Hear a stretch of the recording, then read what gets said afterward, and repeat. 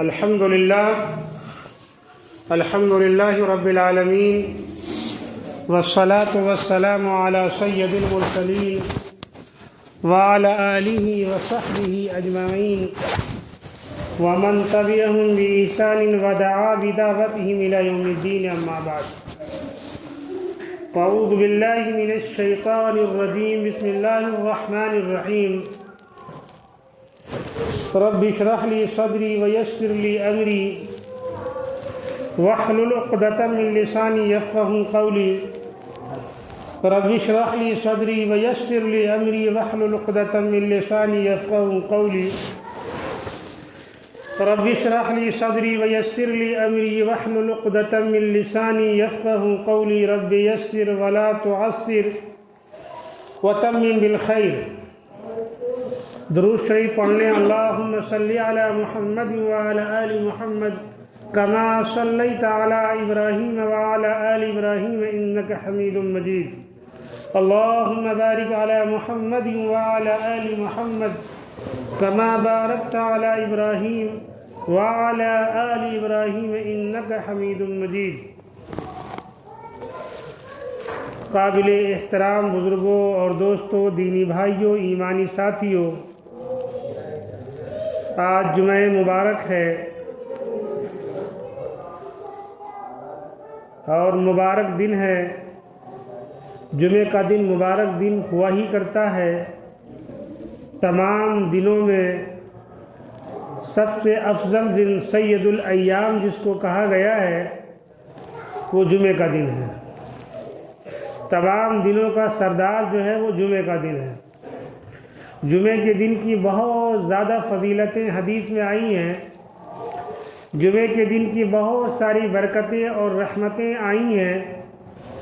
سورہ جمعہ کے نام سے اللہ نے قرآن پاک میں ایک پوری سورت نازل فرما دی ہے.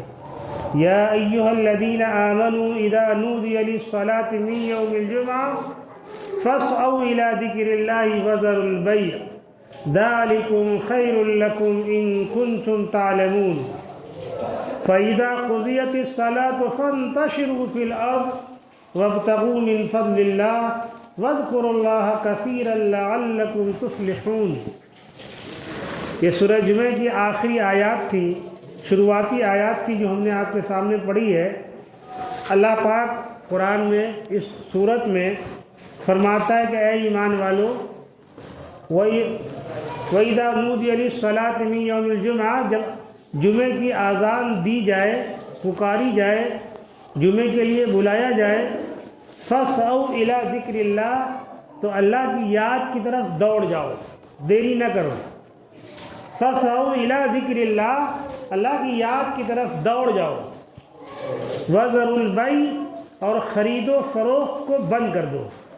بیچنا خریدا یعنی کام دھندے کو چھوڑ دو. وَذَرُوا الْبَيْعَ، کام دھندے کو بالکل چھوڑ دو اور مسجد کی طرف دوڑ جاؤ. ذَالِكُمْ خَيْرٌ لَكُمْ، یہ تمہارے لیے بہتر ہے. اللہ کہہ رہا ہے اِن كُنتُمْ تَعْلَمُونَ، اگر تم جانتے ہو. اللہ نے قرآن میں سورہ جمعہ کے نام سے پوری سورت نازل فرما دی اس کی اہمیت کے لیے. جس طریقے سے پورے سال میں دو تہواریں منائی جاتی ہیں، دو عیدیں منائی جاتی ہیں، عیدین، عید الاضحیٰ اور عید الفطر، یہ دو تہوار ہیں اسلام کے. اسی طریقے سے سید الایام اللہ نے جمعے کو بنا دیا. ہر خطیب خطبے میں کہتا ہے کہ افضل ایام جو ہے ہفتے میں جو سب سے افضل دن ہے وہ جمعے کا دن ہے. اور اللہ نے قرآن میں اس کا ذکر بھی کر دیا کہ اے ایمان والو، جب جمعے کی اذان دی جائے، اذان کے لیے بلایا جائے تو فوراً مسجد کی طرف دوڑ جاؤ. وَذَرُوا الْبَيْعَ، اور خریدنے کو، بیچنے کو، اپنے کام دھندے کو اسی حال میں چھوڑ دو. ذَالِكُمْ خَيْرٌ لَكُمْ، یہ تمہارے لیے بہتر ہے، اچھا ہے، اچھائی ہے تمہارے لیے اگر تم جانتے ہو. فَإِذَا قُضِيَتِ الصَّلَاةُ فَانتَشِرُوا فِي الْأَرْضِ، اور جب نماز کو مکمل کر لو، نماز کو پڑھ لو، فَانتَشِرُوا فِي الْأَرْضِ، ہماری زمین میں نکل جاؤ. وابتغوا من فضل اللہ، اور ہمارے فضل کو، ہماری اچھائی کو، ہماری بھلائی کو اور روزی کو تلاش کرو۔ وابتغوا من فضل اللہ، جو اللہ نے روزی تمہارے لیے مقدر کیا اس کو ڈھونڈو۔ اللہ نے انسان کو دنیا میں بھیجا ہے، اسی کے ساتھ ساتھ اس کی روزی بھی لکھ دی ہے، مقدر کر دیا ہے کہ تم کو اس دنیا میں جانے کے بعد اتنی روزی ملے گی، نہ اس سے زیادہ ملے گی نہ اس سے کم ملے گی، وہ روزی مقدر ہے۔ ایک مزدور دن بھر مزدوری کرتا ہے، صبح سے لے کے شام تک 400-500 روپے اس کو روزی ملتی ہے، کیونکہ اللہ نے اتنا مقدر کیا ہے۔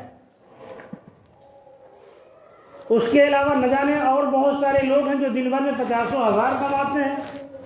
حلال طریقے کی بات ہو رہی ہے، حرام کو چھوڑ دیجیے، حرام کے تمام راستے ہیں۔ حلال طریقے سے 50,000 روزانہ کماتا ہے، تو بزنس ہے، کاروبار ہے، بڑا کاروبار ہے، بڑی تجارت ہے، بڑا بزنس ہے، اسی حساب سے اس کی آمدنی ہے، اللہ نے مقدر کیا ہے۔ ایک مزدور 400 روپے کماتا ہے، کوئی 50,000 لاکھوں روپے روز کماتا ہے، تو اس کی قسمت میں لکھی ہوئی ہے، اللہ دے رہا ہے اس کو۔ اس پر حسد نہ کرو، اس پر حسد نہ کرو کہ اس کے پاس تو اتنا زیادہ مال ہے، ہمارے پاس نہیں ہے، بلکہ شکر ادا کرو کہ اللہ نے جو دیا ہے اس کو شکر ہے، اللہ نے جو مقدر کیا ہے اس کے اوپر شکر ہے۔ قرآن میں اللہ نے فرمایا ہے لئن شکرتم لأزیدنکم، اے لوگوں کان کھول کر سن لو کہ اگر تم شکر ادا کرو گے تو اتنا دیں گے، اتنا دیں گے کہ تم رکھ نہیں پاؤ گے۔ وَلَئِن كَفَرْتُمْ إِنَّ عَذَابِي لَشَدِيدٌ، اور اگر تم ناشکری کرو گے تو دے کے بھی چھین لیں گے۔ اگر تم ناشکری کرو گے تو دے کر بھی چھین لیں گے۔ اللہ کے اختیار میں ہے، روزی اللہ کے اختیار میں، عزت اللہ کے اختیار میں، طاقت اللہ کے اختیار میں، صحت اللہ کے اختیار میں، اولاد اللہ کے اختیار میں، انسان کے اختیار میں نہیں ہے۔ انسان ناکام کوشش کرنا ہے، انسان ناکام کوشش کرنا ہے۔ باقی دینے والی ذات صبح سویرے سارے پرند چرند جو ہے اپنے گھونسلے سے نکل جاتے ہیں، فجر کی نماز کے بعد نکلتے ہیں اور جب اپنی روزی تلاش کرتے ہیں، خالی پیٹ جاتے ہیں اور پیٹ بھر کے واپس آتے ہیں۔ وَابْتَغُوا مِنْ فَضْلِ اللَّهِ، اللہ کے فضل کو تلاش کر کے آ جاتے ہیں، پیٹ بھر کے آتے ہیں۔ ہم آپ بھی اگر آزما کر دیکھ لیں تو یقین جانیے گا کہ اگر صبح کی نماز پڑھنے کے بعد، صلاۃ الفجر پڑھنے کے بعد روزی کی تلاش میں آپ نکل جائیے، کام دھندے میں نکل جائیے، تو اللہ اتنی روزی دے دے گا، اتنی بابرکت روزی دے گا کہ آپ سوچ نہیں سکتے۔ حضرت مولانا الیاس رحمۃ اللہ علیہ فرماتے تھے کہ ایک صاحب آئے اور کہنے لگے حضرت میں بہت پریشان ہوں، حضرت میں بہت پریشان ہوں، روزی روٹی سے پریشان ہوں، کوئی کاروبار نہیں ہے، کیا کروں؟